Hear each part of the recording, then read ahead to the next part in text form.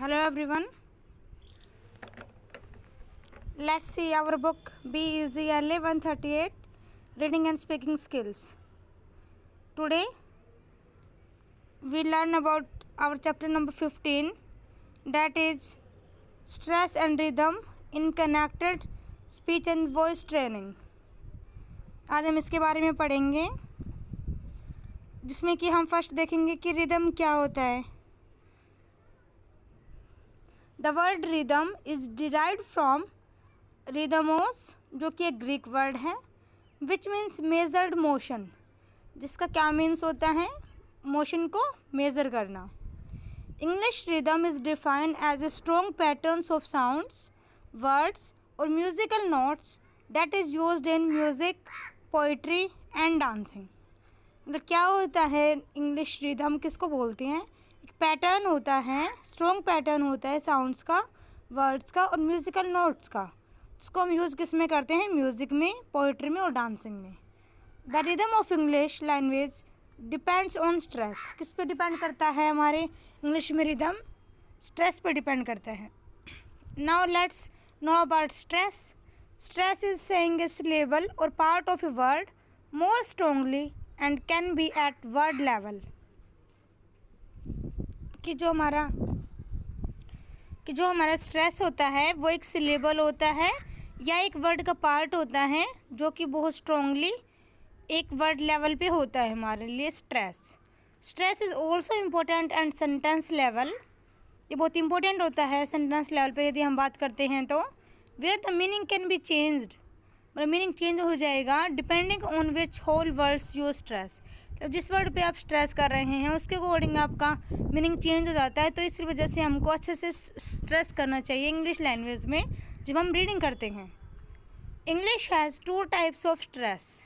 कितने टाइप्स का होता है स्ट्रेस? 2 टाइप्स का होता है. सिलेबल स्ट्रेस, जिसमें हम सिलेबल पे हम स्ट्रेस करते हैं, और सेकंड इज़ वर्ड स्ट्रेस, जिसमें हम किस पे हम करेंगे स्ट्रेस? वर्ड पे करेंगे.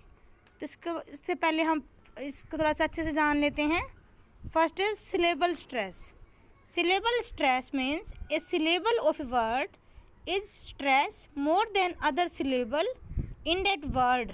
मतलब एक वर्ड है, उसमें आपको कुछ ही सिलेबल्स पे आपको फोकस करना होता है, स्ट्रेस करना होता है. जैसे ये हैप्पी वर्ड, इसमें हम करेंगे फोकस, स्ट्रेस किस पर करेंगे? है, है, हैप्पी. नेक्स्ट वर्ड देखते हैं हम, बर्थडे. इसमें बर्थ पे हम फोकस करेंगे और डे पे नहीं, बर्थडे. तो फोकस किस पे रहता है? बर्थडे पे. हम सेकंड वर्ड देखते हैं, एक्सप्लेन. इसे हम बोलते हैं एक्सप्लेन. तो मतलब फोकस किस पे जा रहा है? स्ट्रेस किस पे जा रहा है? प्लेन पे जा रहा है, एक्सप्लेन. मतलब ये हो गया हमारा सिलेबल स्ट्रेस. अब हम देखते हैं वर्ड स्ट्रेस क्या होता है. Word stress means a word or a part of a word is stress more than others in a sentence. मतलब एक वर्ड स्ट्रेस में हम एक वर्ड को या एक वर्ड के पार्ट को हम स्ट्रेस करते हैं बजाय कि पूरे सेंटेंस को स्ट्रेस करने की. Certain words are stressed for different reason. मतलब बहुत सारे रीज़न होते हैं कि हम कौन से पार्ट को हम स्ट्रेस कर रहे हैं किसी वर्ड के. तो उसके लिए बहुत सारे रीजन्स होते हैं. जैसे व्हाट टाइम इज़ इट, यहाँ पे हम किस पे हम स्ट्रेस करें? टाइम पे. ये वर्ड हमारे लिए स्ट्रेस वर्ड है, time. What time is it, मतलब मेन यहाँ पे क्या है? टाइम वर्ड है इस वाले सेंटेंस में. तो हम इसी पे हम स्ट्रेस करेंगे. Would you like coffee and T, इसमें कॉफ़ी एंड टी पे हम स्ट्रेस कर रहे हैं क्योंकि मेन वर्ड इस वाले सेंटेंस में हमारे कॉफ़ी एंड टी ही हैं. तो इस वजह से हम यहाँ पे स्ट्रेस करेंगे और that is our word stress. Next हम देखते हैं इंटोनेशन. इंटोनेशन क्या होता है? Intonation is the music of a language. क्या होता है इंटोनेशन? म्यूज़िक होता है लैंग्वेज का. It is the way the voice rises and falls when speaking. मतलब ये एक तरीका होता है जब हम स्पीक करते हैं, हम बोलते हैं, वॉइस ऊपर जाती है और नीचे आती है, वॉइस इसमें राइज एंड फॉलो होती है. तो that is our intonation. Intonation also show emotions like surprise. इसके अलावा हैप्पी, सैड, मतलब बहुत टाइप के हो सकते हैं हमारे. Intonation indicates the mood off the speaker.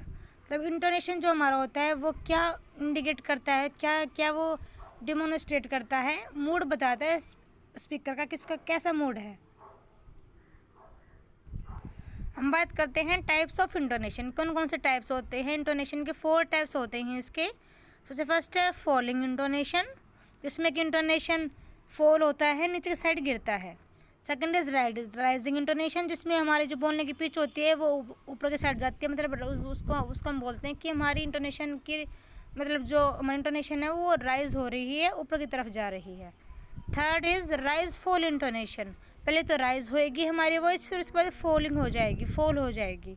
Fourth is fall rise intonation, जिसमें पहले फॉल होएगी, पहले नीचे की साइड डाउन रहेगी वॉइस, उसके बाद हमारी वॉइस होती है वो राइज कर जाएगी। तो that is our falling rise intonation. Next point दे रखा है improve your English rhythm with 3 pronunciation exercise. यहाँ पे 3 एक्सरसाइज बता रखी हैं। इसमें फर्स्ट क्या है? First is echo activity. Echo activity बता रखी है, कैसे हम बोलते हैं तो हमको अपनी आवाज़ वापस से सुनाई देती है, that is echo activity. Second is movement activity, like classroom में बहुत सारी मूवमेंट आइडियाज़ होते हैं, जैसे पास नोट्स करना, मेजर करे around the room, dance party day, take the long way, switch seats for maths, play cards, avoid hot lava, sit down and sweat, मतलब ये बहुत सारे तरीके होते हैं। और इसमें थर्ड दे रखा है bouncing ball activity. Bouncing ball activity के थ्रू भी हम कैसे देख सकते हैं, मतलब हम किस तरीके से हम अपनी इंग्लिश रिदम को हम इम्प्रूव कर सकते हैं, वो भी प्रोनाउंसिएशन करने में इंग्लिश लैंग्वेज को। मतलब उन्होंने यहाँ पे हमको 3 एक्टिविटी दे रखी हैं, echo activity, movement activity and bouncing ball activity. ये हमारा चैप्टर था, चैप्टर नंबर 15, जो कि था stress and rhythm in connected speech and voice training, जिसमें हमने सबसे पहले देखा रिदम क्या होता है। रिदम क्या होता है? स्ट्रॉन्ग पैटर्न होता है साउंड का, जो कि वर्ड्स और म्यूज़िकल नोट्स भी जिसको हम बोल सकते हैं, और जिसको हम यूज़ करते हैं म्यूज़िक में, पोइट्री में, डांसिंग में। और इंग्लिश में जो जैसे हमारा जो रिदम होता है वो डिपेंड करता है स्ट्रेस के ऊपर।